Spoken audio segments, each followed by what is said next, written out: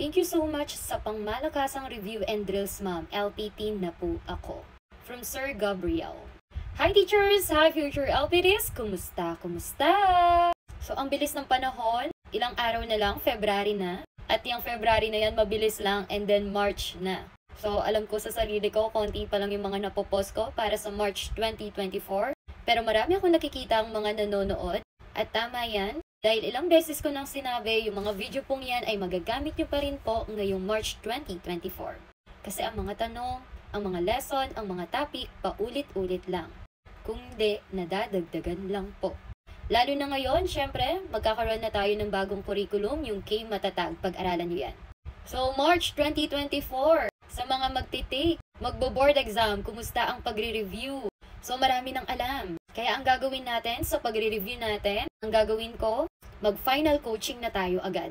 So, talaga ang gagawin natin, review na lang, tignan natin yung mga nalalaman mo na, kung kaya mo na bang i-apply. O baka may mga tanong ka pa na hindi mo na-encounter. May mga ganyan. And here's another topic that you should know before taking the board exam. Okay, basahin natin ang tanong. Teacher Jacob is evaluating a website for his literature class. He is making sure that the factual pieces of information found on the site are well documented and pictures and diagrams are properly labeled. He is also checking that there are no misspelled words nor grammar errors. Which criterion is focusing on?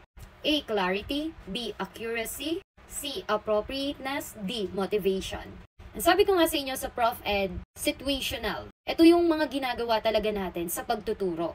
Sa pagsagot po, kailangan intindihin nyo na po ng mabuti yung tanong. At maghanap kayo ng mga keywords para kapag mahaba yung tanong, keywords lang, malalaman nyo na po yung sagot. At kung alam mo na sagot, i-type mo na. At para sa mga hindi pa, pag-aralan natin kung ano ang tamang sagot. A. Clarity. Ano bang ibig sabihin ng clarity? Ibig sabihin, clearness. Clarity. Clear. B. Accuracy. Ibig sabihin ng accuracy, correctness. And letter C, appropriateness. Ibig sabihin naman ito, tinutulungan niya si teacher na ma-achieve ang objective or learning outcome.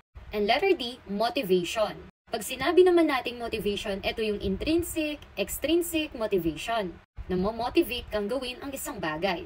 Kung iintindihin nyo yung tanong, si Teacher Jacob nga, ay sinisigurado niya yung information na na-search niya ay well-documented. Yan po yung keyword. Yung diagrams and picture properly labeled. At sinecheck niya kung wala bang maling spelling or grammar errors. Anong tamang sagot dyan? Ano yung fino-focus niya? Ano yung tinitignan niya?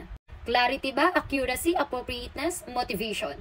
Sa pagpili naman ng choices, kailangan marunong ka rin tumingin ng malayo sa tanong. I-X mo na.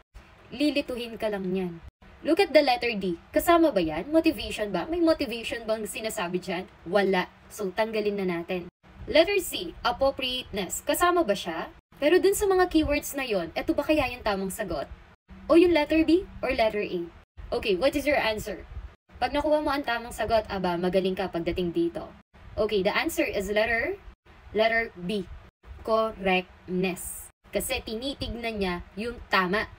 Tama ba? Well-documented ba? Properly labeled ba? Wala bang maling spelling or grammar errors? That's why the answer is letter B, accuracy.